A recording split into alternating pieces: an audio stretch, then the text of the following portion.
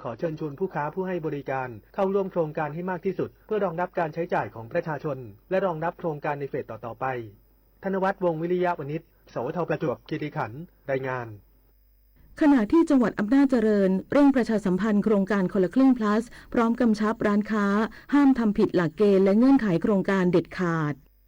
จังหวัดอำนาจเจริญเดินหน้าประชาสัมพันธ์เชิงรุกโครงการคนละครึ่งพลัสเพื่อให้ประชาชนและร้านค้าผู้ประกอบการในพื้นที่ได้รับทราบรายละเอียดและเข้าร่วมโครงการอย่างถูกต้องตามหลักเกณฑ์ที่กำหนดโดยเน้นย้ำให้ร้านค้าที่เข้าร่วมโครงการปฏิบัติตามเงื่อนไขอย่างเคร่งครัดห้ามกระทำการใดๆที่เข้าข่ายทุจริตเช่นการรับแลกเงินสดแบ่งยอดชำระหรือใช้สิทธิ์แทนกันโดยเด็ดขาดนายอนุรัตน์ธรรมประจำจิตผู้ว่าราชการจังหวัดอำนาจเจริญเปิดเผยว่าโครงการคนละครึ่งพลัสเป็นโครงการสำคัญของรัฐบาลที่มุ่งกระตุ้นเศรษฐกิจฐานรากและช่วยลดภาระค่าครองชีพของประชาชนในช่วงปลายปีนี้จึงขอให้ทุกภาคส่วนร่วมมือกันดำเนินการตามนโยบายอย่างโปร่งใสเพื่อให้เกิดประโยชน์สูงสุดต่อประชาชนทั้งนี้หน่วยงานที่เกี่ยวข้องได้จัดเจ้าหน้าที่ออกให้คำแนะนำแก่ร้านค้าในพื้นที่อย่างต่อเนื่องเพื่อสร้างความเข้าใจที่ถูกต้องและเตือนถึงบทลงโทษในกรณีฝ่าฝืนหลักเกณฑ์ของโครงการซึ่งอาจถึงขั้นถูกตัดสิทธิ์และเรียกคืนเงินสนับสนุนจากภาครัฐทันทีจังหวัดอำนาจเจริญจึงขอเชิญชวนประชาชนและร้านค้าร่วมกันใช้สิทธิ์ในโครงการคนละครึ่งพลัสอย่างถูกต้องโปร่งใส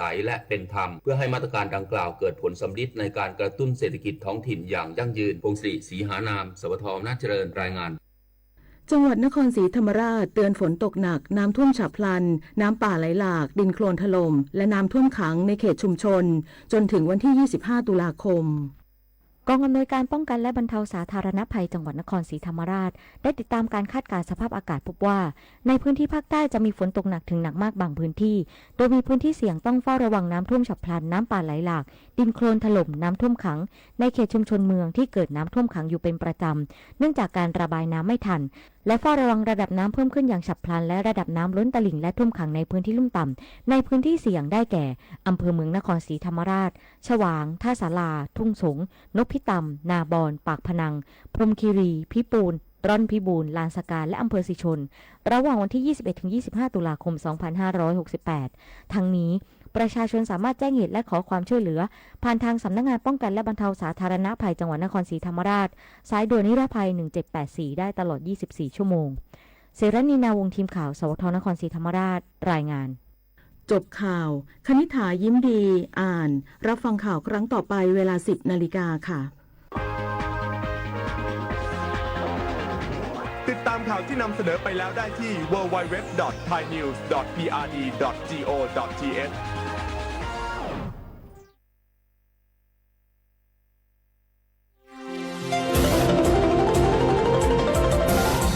วิทยุแห่งประเทศไทยให้ความรู้คู่ความสุข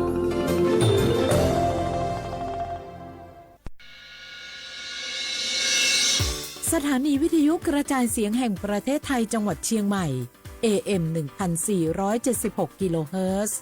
สถานีวิทยุภาคภาษาชาติพันธุ์แห่งเดียวในประเทศไทยที่มีความทันสมัยเชื่อถือได้สร้างอัตลักษณ์กลุ่มชาติพันธุ์สู่สากลพล่ะแก้วเคยสังเกตก็ในปฏิทินไทยมีวันสำคัญเกี่ยวกับสถาบันพระมหากษัตริย์อยู่เกือบทุกเดือนเลยนะแต่ก็นี่แต่กะก็อย่างเช่นเดือนมกราคมวันที่17วันป่อขุนรามคำแหงวันที่18วันสมเด็จพระนเรศวรมหาราชส่วนเดือนมีนาคมวันที่31วันพระบาทสมเด็จพระนางเกล้าเจ้าอยู่หัว2เมษายนวันคล้ายวันพระราชสมภพกรมสมเด็จพระเทพราช6เมษายนวันจักรี4พฤษภาคมวันชัดมงคล3มิถุนายนวันเฉลิมพระชนมพรรษาสมเด็จพระนางเจ้าพระบรมราชินีใจวันที่28กรกฎาคมวันเฉลิมพระชนมพรรษาพระบาทสมเด็จพระเจ้าอยู่หัววันที่12สิงหาคมกับวันแม่แห่งชาติ24กันยายนวันมหิดลนี่เดือนตุลาคมก็มีวันสำคัญก็คือ13ตุลาวันคล้ายวันสวรรคตของในหลวงรัชกาลที่9วันที่21ตุลาวันคล้ายวันพระราชสมภพสมเด็จย่าและก็23ตุลาก็เป็นวันปิยมหาราชวันที่14พฤศจิกายนวันพระบิดาแห่งฝนหลวง25พฤศจิกายนวันวชิราวุธและก็วันสำคัญในเดือนธันวาคมคือวันที่5วันป่อแห่งชาติครับสังคมไทยเฮาให้ความสำคัญกับวันเหล่านี้คนไทยฮักและก็เทิดทูนสถาบันพระมหากษัตริย์เพราะสถาบันพระมหากษัตริย์อยู่คู่กับคนไทยมาอย่างยาวนานปรารถนาดีจากสำนักงานประชาสัมพันธ์ที่3กรมประชาสัมพันธ์ค่ะ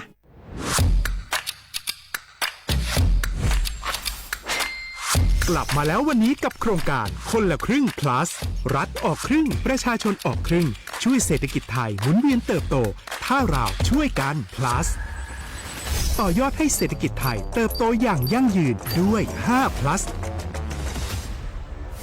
plus ที่ 1 เพิ่มช่วงอายุผู้เข้าร่วมโครงการจาก18 ปีเป็น16 ปี plus ที่ 2 เพิ่มวงเงินใช้จ่ายจาก150 บาทเป็น200 บาทเพิ่มพลังซื้อของประชาชนเพื่อกระตุ้นการหมุนเวียนในระบบเศรษฐกิจฐานรากลดภาระค่าครองชีพ plus ที่ 3 เพิ่มสิทธิพิเศษด้วยการดูแลผู้ที่อยู่ในระบบภาษีให้ได้รับสิทธิพิเศษมากขึ้นเพื่อสร้างแรงจูงใจให้ทุกคนร่วมอยู่ในระบบอย่างโปร่งใส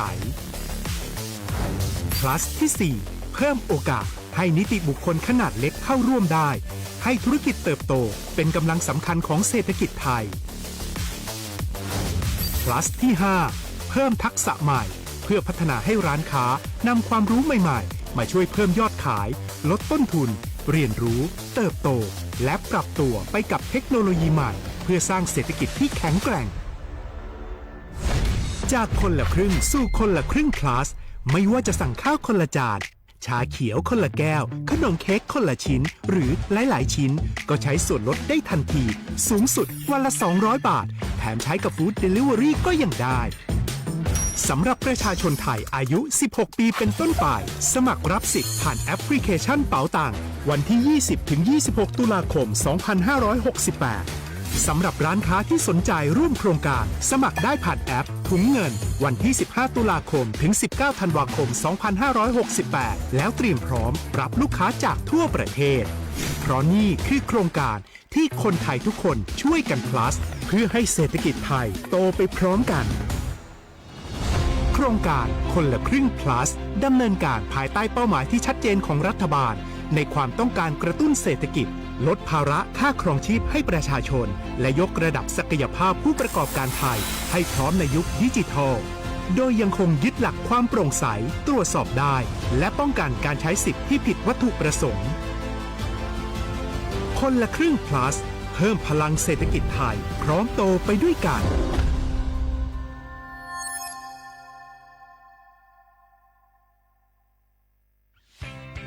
เส้นทางสายหมอกที่สวยที่สุดในเมืองแพร่กำลังรอทุกคนไปวิ่งด้วยกันครับทุกก้าวของคุณคือพลังของลมหายใจชวนเพื่อนชวนครอบครัวมาวิ่งฝ่าสายหมอกเพื่อโรงพยาบาลแพร่ในวันอาทิตย์ที่ 7 ธันวาคม 2568 บริเวณลานกิจกรรมหลังวัดพระธาตุช่อแฮมาร่วมกันส่งต่อพลังแห่งความดีเพราะทุกก้าวของคุณช่วยต่อชีวิตให้กับผู้ป่วยในโรงพยาบาลแพร่สมัครได้เลยวันนี้แล้วไปวิ่งด้วยกันในวันอาทิตย์ที่ 7 ธันวาคม 2568พบกันบริเวณลานกิจกรรมหลังวัดพระธาตุช่อแฮนะครับในยุคที่เทคโนโลยีก้าวกระโดดโจรออนไลน์ก็ก้าวตามมาติดสื่อออนไลน์เปรียบเสมือนแหล่งข้อมูลชั้นดีของโจรออนไลน์เราควรใช้สื่อออนไลน์ด้วยความระมัดระวังและป้องกันตัวเองจากโจรออนไลน์ด้วยคาถา3อย่า 1. อย่าโหลดแอปจากแหล่งอื่นๆที่ไม่ใช่ App Store หรือ Play Store 2. อย่าแอดไลน์คนที่ไม่รู้จักหรืออ้างเป็นเจ้าหน้าที่หรือหน่วยงานต่างๆไม่ว่าจะเป็นจากรัฐหรือเอกชนและ 3. อย่าสแกนใบหน้าหรือให้ข้อมูลส่วนตัวในแอปที่ไม่รู้จักเด็ดขาดที่สำคัญควรท่องให้ขึ้นใจว่าธนาคารจะไม่แนบลิงก์ทุกประเภทผ่าน SMS และอีเมลรวมทั้งไม่ส่งลิงก์ขอข้อมูลสำคัญผ่านช่องทางโซเชียลมีเดียยกเว้นกรณีลูกค้าร้องขอด้วยตัวเองเท่านั้นด้วยความปรารถนาดีจากสำนักงานประชาสัมพันธ์ที่ 3 กรมประชาสัมพันธ์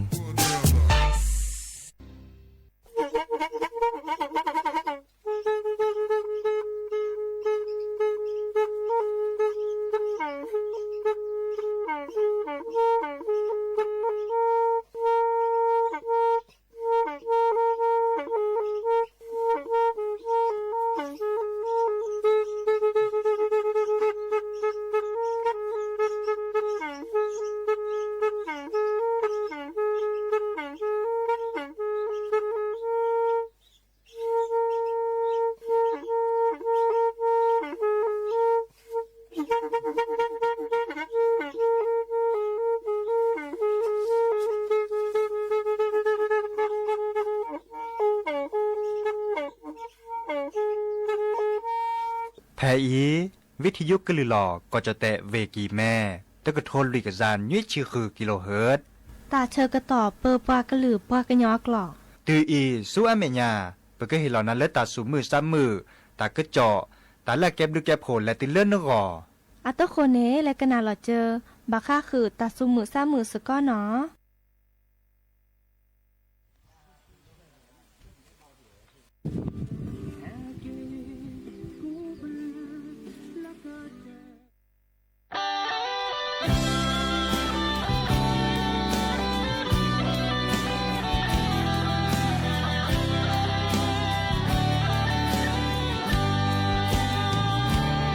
เมื่อ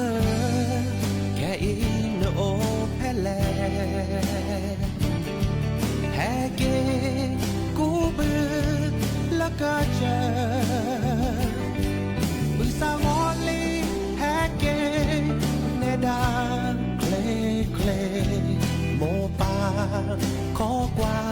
ลานแกลเกแค่อินแลแพลปือแวขอนาและเนยเกกูบือสกอเดโอดีเดโอสเบกลีขอกว่าลานแกลแฮเกเบอเจทอลีกะลีแฮอูและคลีดอทอบาแฮเลนเนโอเนยาเปแลสกอชูคือเปแลกูบือสกอพ่อชอสกอและคือกลาปู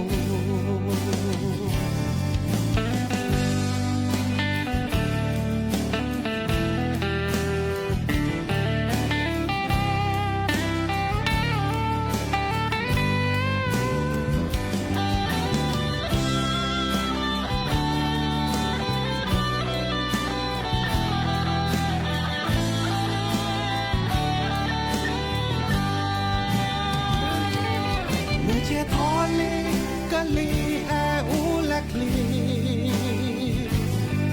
ดอทอบาแฮเลนโอเดยาเปแลสกอชูคือเปแลกูบือสกอพ่อชอสกอและคือกลาบู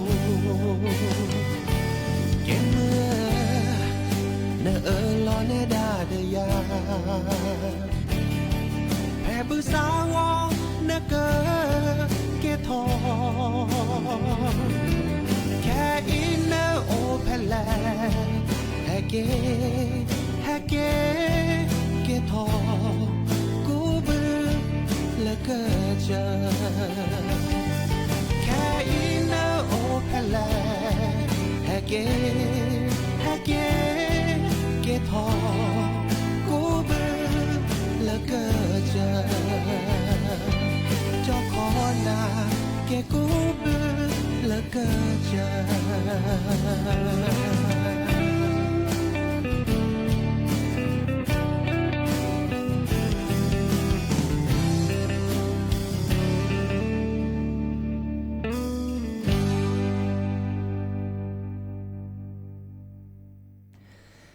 เนาะโอมือชอเปิดดอกปือแหวมือราพาตีพือพีโรมอสกอปราโดกันนาตาโพปากว่าดอตาโพเปปรากึลือปรากึญอก็กันเนาะ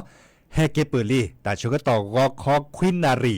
และติเลอนาริเตชี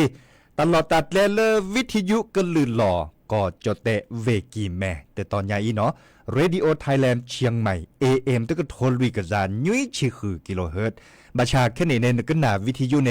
ก็หนาเลเรดิโอปูเนี่ยเซเวดาตด้วยละต่อเจาะ AM ตะกะโทนลุยกะจานยุ้ยชิคือกิโลเฮิรตซ์เมเกเลFM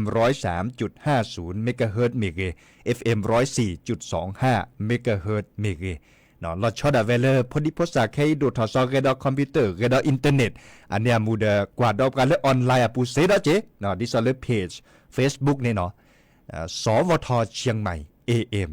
1476กิโลเฮิรตซ์เนาะ เนกดไลค์กดแชร์เนเฮกเฮบาลอซาเดยาเซเนเมลบัตตัวดูตัวโจลอซาเนาะแพเลตาชื่อต่อไปเฮเตตาอาคายเนาะเอาเวดาอาเซดิซอลออนไลน์เนี่ยกวยเราตากตัวกวยกวยเขาดอลเลดิซอลโทรศัพท์เซเจเนาะเลเบอร์โทรศัพท์053-276-007ว่าเจเซอร์คีนุยคือว่านุยเนาะโอมิชอปเปอร์ดอปูเวก็ปูก็ต่อรอคอดนิยายกลิซอกอเรกเตอเนาะมือกลบฮอละตาเรคาราเชื่อต่อบุเลกเฮตือเดจะแปลกคือนาตาสวีบาคคือเลปากูบึกค่ะเนาะมุขอเวจอสักกันยอแบนอะอือเวดาตาสวีมีเลเตเวดาดีเกกูบึเนาะตาสวีมีเลเกกูบึแค่นี้บลอนเนี่ยจัดถอนเลยตัดเป็นนุ่ยยาอีและช่วยมันยาปานเนตลอดตัดเล่ตบลื้อละสีตบลื้อละต่อดิซอเลอร์ตื่นแล้วเชื่อต่อปากูบึคาลีเนาะมุกโคเนจุจการลอลิเจดอปูเวเนาะมาจากเดินเล่นไม่กว่าเลยกลิซอกอดิซอเลอร์กรมอุตุนิยมวิทยาเนี่ยตัดจุคาได้ก็ตื่นดีบ่อาเชื่อเขาตัดก็จอเนี่ยตัดจุคาได้ก็ตื่นดีบ่เนาะบาดเลยก็จุพัดโดเนี่ยโอ้ดีตลักคิดหลาดีเนาะช่วยมันยาปานเนี่ยเนาะมาจากเดือแต่อันหลาเลยบ่ก็ข้อในบลอนเนี่ยมุกโคจุพัดด่วนแต่เมปูเราตลักคิดหลาบลอนเนี่ยตาเกิดค่ะอาจจะเชื่อต่อแกเฮตื่นมุนเนาะลาดเบียนยายปากก็เลไม่มีเลจดแต่ดิซอเลอร์ปฏิทินตาเลโซตานะก็ได้เลตุลาคมมือนี้มือซอนเลอร์จะถอวันที่ปฏิเลวันที่ดิซออย่างเต็นนิยายและช่วยมันยาปาเด็กกันเลดิซอเลกันหนึ่งรอเด็กกันลิซอก็ช็อตตอนแรกซะตัดจุคาราเชื่อต่อบุเลกันเลยกันเลตุลอกเขาเชื่อเลหนีปากก็เลตาเกิดค่ะอาจจะเชื่อต่อเดี๋ยวซื้อสิเนาะเนาะซื้อสิเนาะดูมาเราชอบแบบเลยอับบาเลยแต่เชื่อต่อประมาชิมาคือที่สารปากูบือพอเบื่อค่ะเนี่ยเนาะเราซื้อสิเนาะในเมบาซาเคโดกันนาตาสับเวียนตาเดตัวดูตัวโจหลอดซาเดียเสเจอะตัวคนนี้แล้วดีบาก็คือเลือกโครงการปากอยดาโครงการคนละครึ่ง plus แต่ค่ะเนี่ยเนาะเดมหาชาคอนีประชุละมีชุละสับเพื่อทำให้เคล็ดไปเนาะดีนาโคในตบ้านเรามีบ่าอีคาจะเฮ็ดได้ก็นะบ่าก็คือเลือดีเนาะเลือปัดดูว่าปลาเคล็ดปุ๋ยเพราะแบบพลชอดเอาไว้เลยปลาเริ่มมันแหลมมาเก่าตาเนาะดิซอเลอร์จดเตะกว่าก็ได้เลยผู้ประกอบการเนาะดิซอเลอร์กิจการอะก็ได้ร้านค้าเนาะได้เลยผู้ประกอบการนี่เหรออะคอมยูเล่นตาการเริ่มมันแหลมมาเก่าตาวีแลนนือสั่วเมื่อแควดิซอเลอร์ตุลอกคอเชอร์ปรากูปัญญาเลิกแกแฮปปี้แต่ดิซอเลอร์เมื่อเลิกคนละครึ่ง plus แต่ใครเนาะนั่นก็บามาละบาเกเจอดับเบิลแวนและชุลมีชุลสานเนอมันแหลมมาเก้าแต่ในบาเกบัตโลนคอตุลอกคอเชอร์เลอป้าจิพวกเขาพวกแฮปปี้แต่ในบาเกบัตโลในเรก็เตอริบาชาอันโลดโดดค่ะเนาะดิซอเลอร์ปัดโดว่าปราเตเวดาตบามาก็มาแต่นอกแต่มีบ่าอัตเตเวดาดีเนี่ยตบามาก็มาระบาเนี่ยบางเดือนนอได้สิยามาก็มันตะเล่เนาะมีเวดาเลยดีเนาะอัดเดียดโดดิซอลปูเขียนตาเนี่ยปามาก็มาตาเนี่ยโอ้เนาะดิซอเลอร์อะไรชุลมีชุลศาสตร์ดิซอเลอร์แก้ทอปากอยดาเลอร์ร้านค้าแล้วเข้าร่วมโครงการจะเนี่ยจดแต่ก่อเตเวดาดีเนี่ยเนาะข้อตุลอกข้อเชื่อไปให้เพื่อตาบาชาปลาเลอร์แฮปปี้ตาเสด็จผ่านในแฮกกี้เลเจเนาะแต่มีเลแฮปปี้ตาบ่าแฮกกี้เนี่ยเลเจซิโซโดจะเนี่ยแฮช็อตตอนแรกเนี่ยเลเจอันตาจะเนี่ยอีกคันในโครงการคนละครึ่ง plus ในตึบากีบ่ะเนาะตึบากีบ่ะนี่เนี่ยโคเนบับเป็นหลอดเลยก็มาดิสอลที่ก่อตามหลอดพี่กะโอ้ยดาเดตาจีนยอโอ้ยดาเดตึบาเนี่ยตอนมันแหลมมาเก้าแต่สุญญาปาดิสอลอันถึงย้อนหนึ่งเลยบ่ะเนาะเนี่ยเมมาก็มาอ่ะเนาะอีกคันเดแต่ก็จอดเลยปัดดูว่าปลาเชอร์ติเลอร์ปลาเลอร์แกผู้ประกอบการร้านค้าเนาะอะคอมโยเลอร์เนี่ยมันเล่นอีกแล้วโครงการคนละครึ่งปูบลาเดมาลาบากีเฮมเมอร์เลอร์ไปให้เพื่อได้ให้เพื่อตาเนาะดิซอเลอร์เบื่อตาคือตาขวานตาจะนี่เนาะไม่เหม็นเลยขึ้นเนี่ยเลยโหลเลยเจซิโซโดเนี่ยบับเป็นหล่ออาเตเวดาดีเนี่ยอาเตบากีบ่ะเนาะบาจะหล่อเลือดเตบากีบ่ะรัฐบาลดิซอเลอร์ปัดดูว่าปลาแค่เนี่ยชอแชร์เลือกโครงการคนละครึ่งโอทอมมีไว้ดันเลือกปรากฏกระตุ้นเศรษฐกิจเนาะกระตุ้นเศรษฐกิจเห็นเมื่อเลือกปาจิโพคอโพอัตโลอัจเจวเขาได้เนเปียตาเนาะเนเปียตาเตเมเลอร์เนแลดิซอเลอร์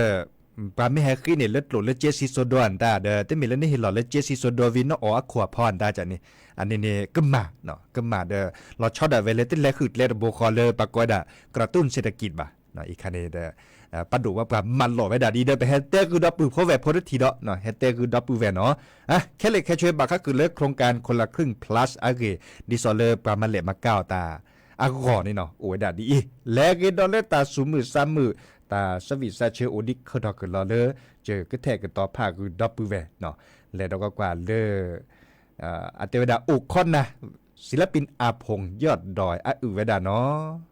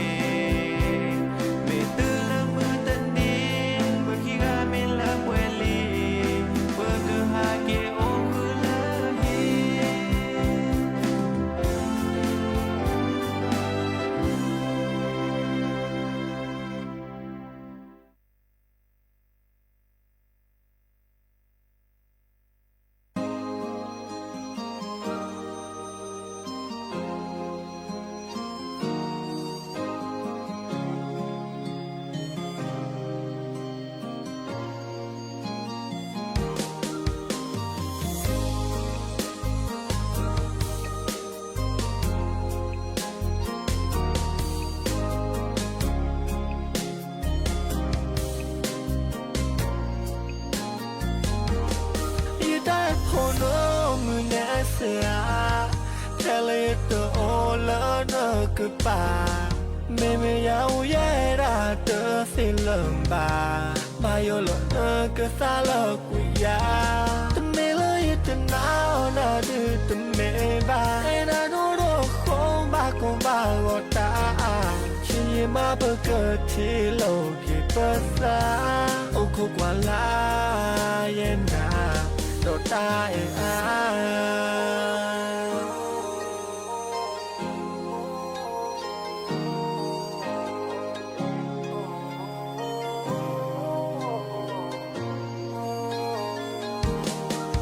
ลีพวกลาชนเนยนายตาเอ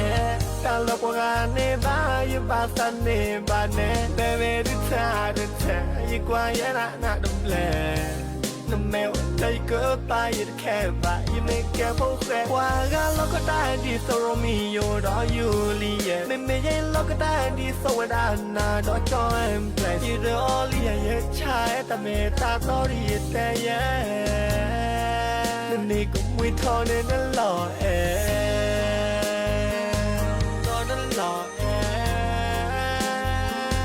ตอนนั้นหล่อตอนนั้นหล่อตอนนั้นหล่อไม่เป็นอะไรเกิดพลากันในดอนนี้ดอนต้องแลนดีแต่คือเราต้องมีสัก voice message เพราะเธอชี้กันนายราดอนนะมาเยราดอนี่ฟาเฟนอเมียทีให้เซโนนาเลกันนาโกสไตยูสตูดิโอยูดูดีเวดีวะยาดูโอโกกลยูมีเมเวรามุมีเดเมตา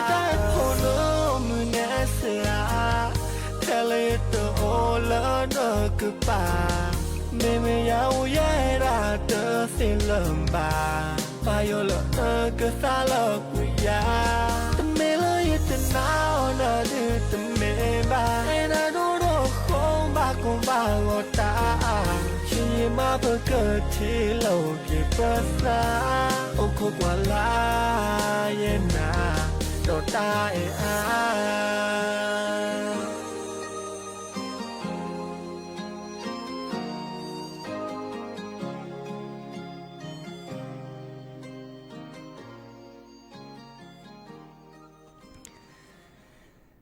ตัดสวีเลยปราดดูทอซอดิซอนเลยปากกเลยวัยรุ่นเนาะจดปากกันยอกวอนในปากกันก็เลยปั้นนอตตบแหล่อาคาจากนี้ก็เนาะปามือนอพอสักควากันหนาเวดามือเราไม่เมต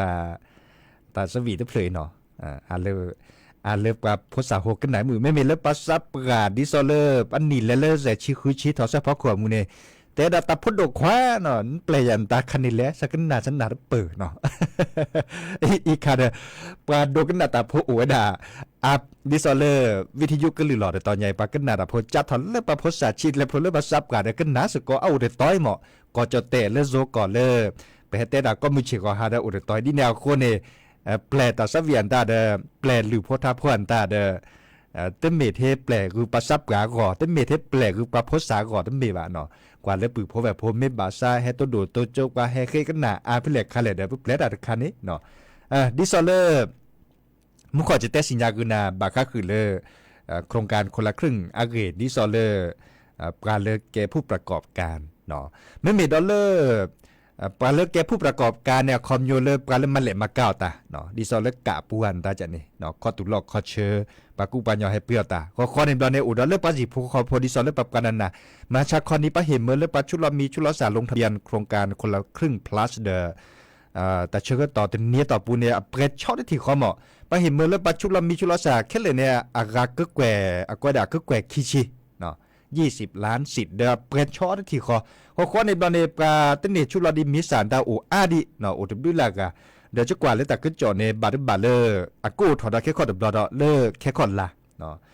เลิก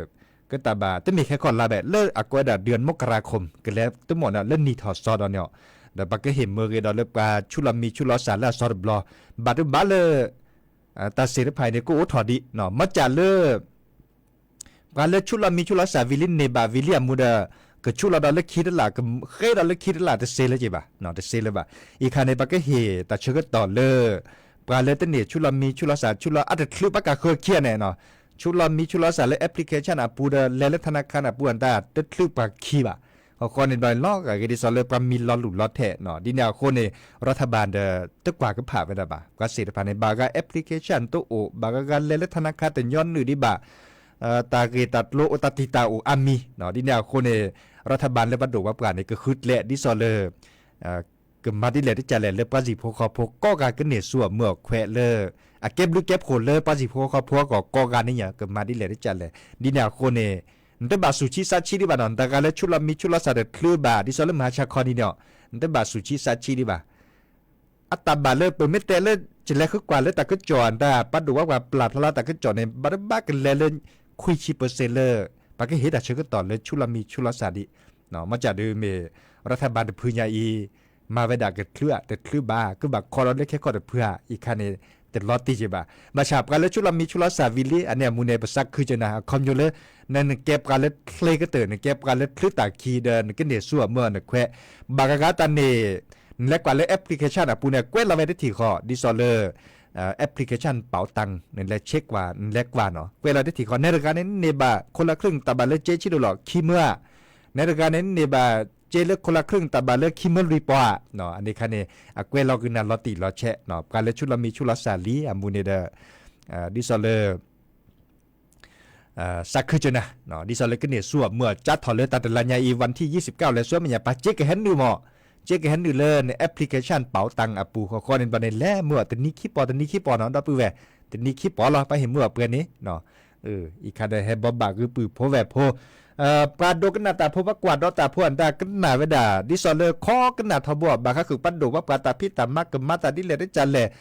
อาทิเกเลปาสิพคอโพเลยก็จะโขกรถลาเนคอกันนาวิทยุก็ลือหลอดตอนใหญ่เนาะดิแนวโคเนตาเลอปัดโดว่าปลาตาพิตามาเก็บดูแก็บผลหลอดเลปาสิพคอโพก็ตามมาหลอแต่ตอนใหญ่ก็เคาะแฮบบบาก็นาเกวเนาะมุขขอดอตกาดโทรศัพท์ตัวดูตัวโจบกาเตเวดาตะโมกันนาซาเลอทาพัติมอซาปิยะเนาะพัติมอซาปิอาอึลืมมาทาอัญญาบอกค่ะจะก็คึกว่ามีก็มีแหลกคาเอาเพื่อแหลกคืนแล้วจะโตหรือบาจิบะบาชาเซโลไปกันแล้วหรือเลือดทาเอาเลแต่สวีตะเปลือกคิดเปลือกดิจะก็แทกกันต่อผ่าคือดับปือแวเชื่อที่เลือดปือพ่อแวพ่อก็มุขขอแปลบาค่ะคือเลือปลาเลือปลาแกดิซอปะแต่ปลาเลือ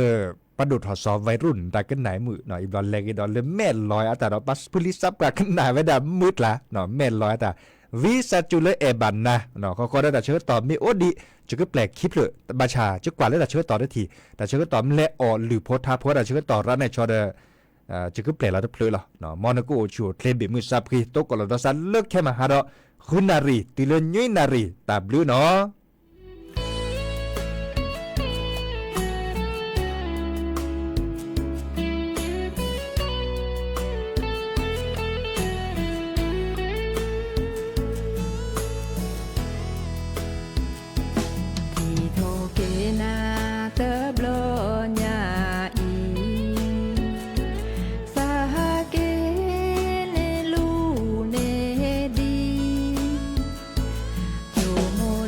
น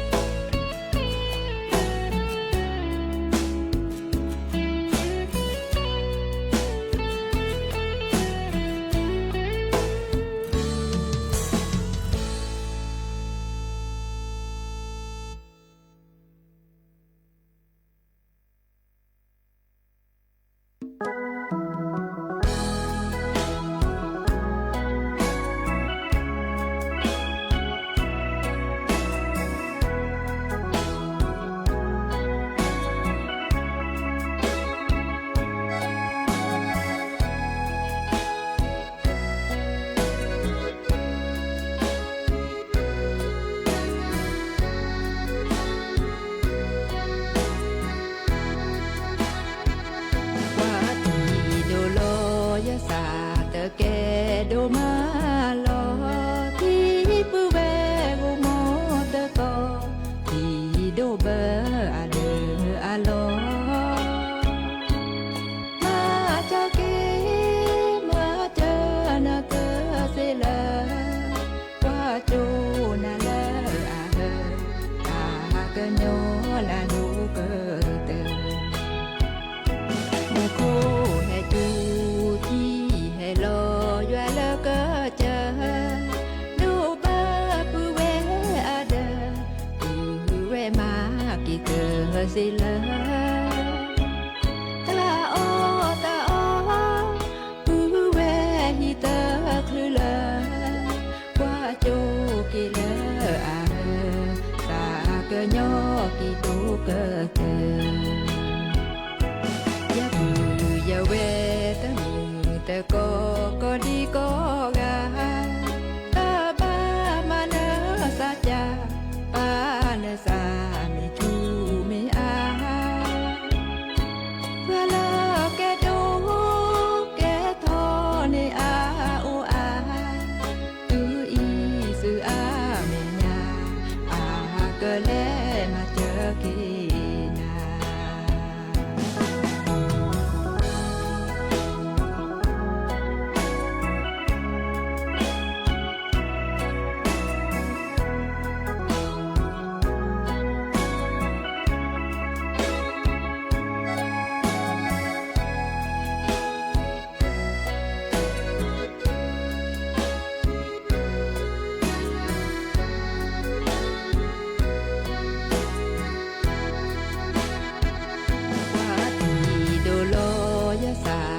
แก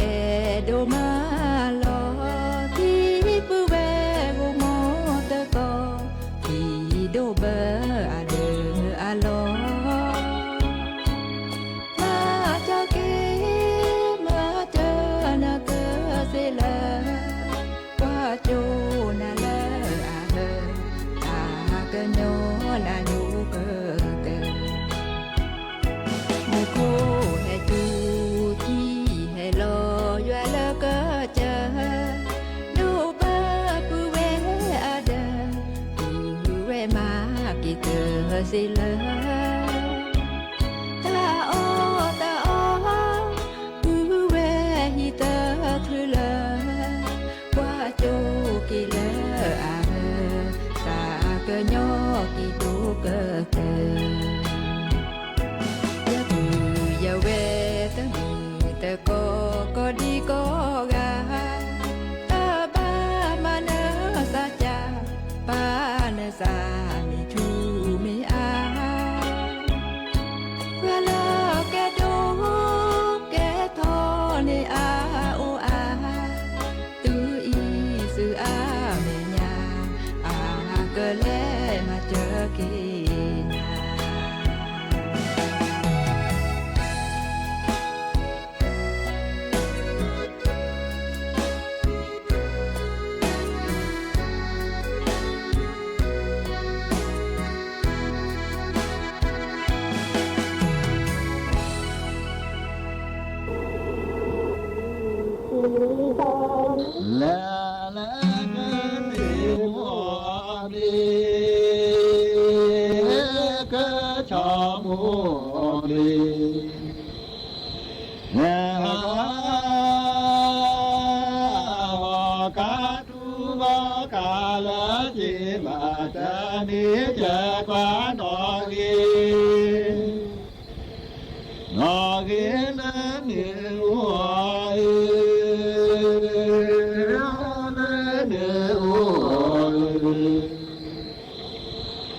นาที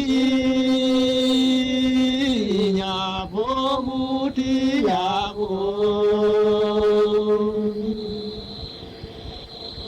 มูมานามานาแม่ชาปาโคตุชาปาโคโอสุเสโพกิลาปรูอาโพ ผู้ที่รับรู้นาทีลาเป็นตาและถูกคู่ปอนอาสาเหลือตาจู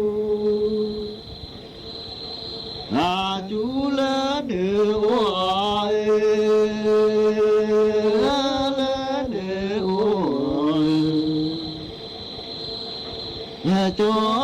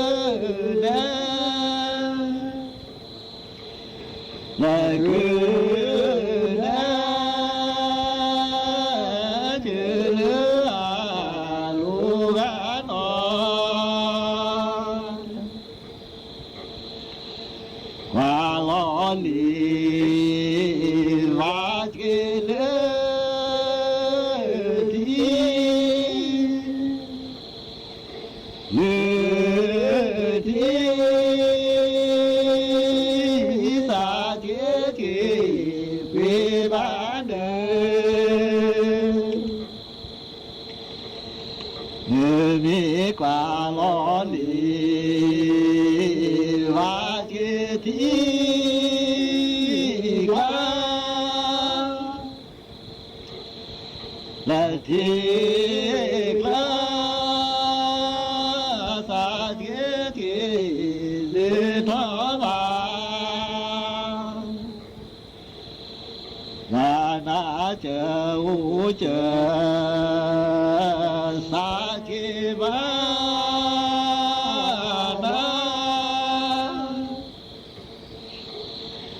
และวานาเดโอเดสามาธิเจ้าเจอสาเกบา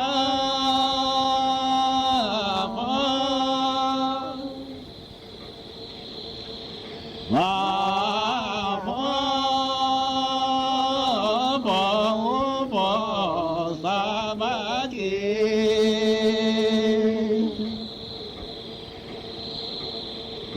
จาตุกิอุเยมาตุกะและทุกะเนเลโอเซบาเลเยนาตุกะอุซามาตุเกตุเกนะเนโอเลทบาอุตุตะขอละเน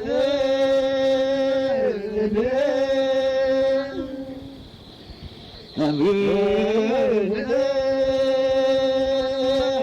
ว่าหัวแก่ตุลี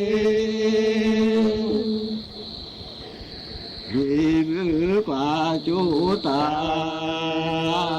ลีอลา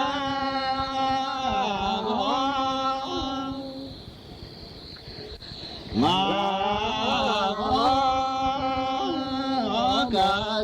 เดือพาอุตราทอกว่าจุตาสิฮลา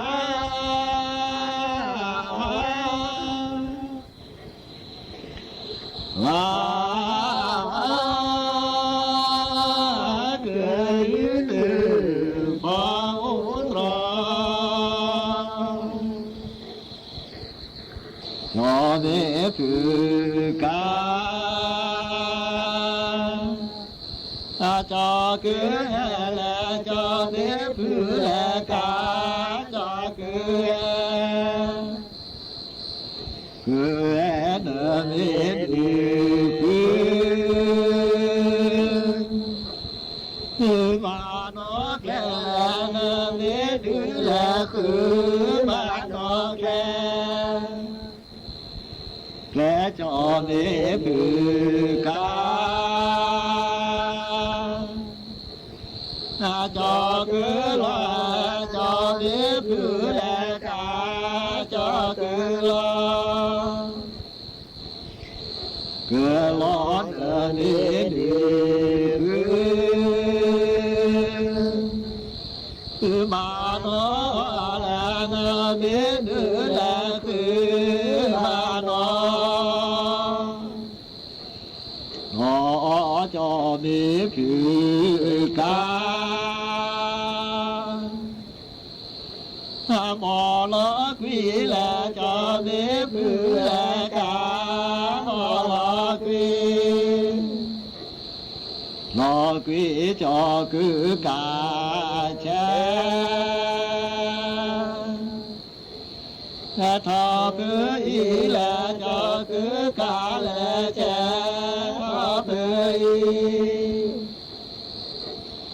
เมื่ออีปาเกเสก ซาลือซาลาปาคือซาลาคือซาลือซาลือซาปาดาซาซาทอดูแลปาดายาแลสาทอดูแลจอบีผีก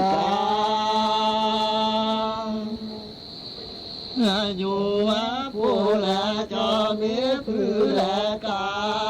อยู่ว่าผู้จอคือกาชา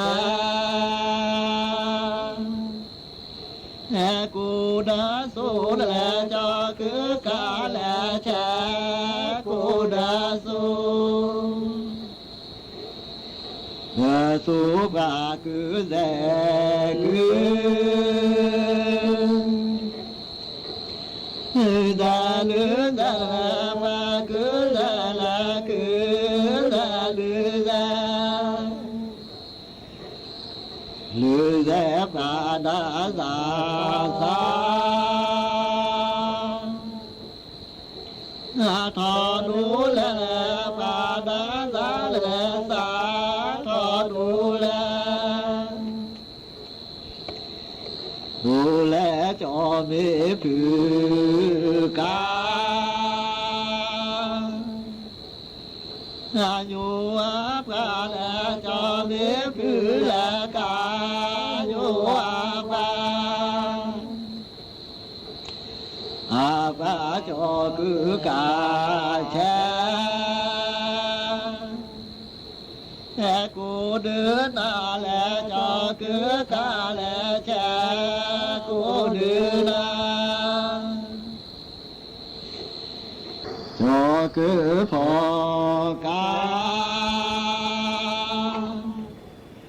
ทูหมอจีแลจอคือพอแลกาทูหมอจีพอจีพอกาอีพอเป็นสี่แยกบางนาท่านประธานครับทราบไหมครับจุดนี้เป็นจุดรับฟังข่าวต้นชั่วโมง 10 นาฬิกากับคณิษฐายิ้มดีค่ะนายกรัฐมนตรีทำบุญวันพระเสริมสิริมงคลก่อนเข้าร่วมกิจกรรมวันรักต้นไม้และเป็นประธานการประชุมคณะรัฐมนตรีอีกสักครู่กลับมาติดตามรายละเอียดค่ะเสียชีพอย่าเสียสัตว์พดุงไว้ซึ่งคุณธรรมติดตามเรื่องราวของพาลีวานอนผู้กล้าหาญจะเกิดอะไรขึ้นกับพวกเขา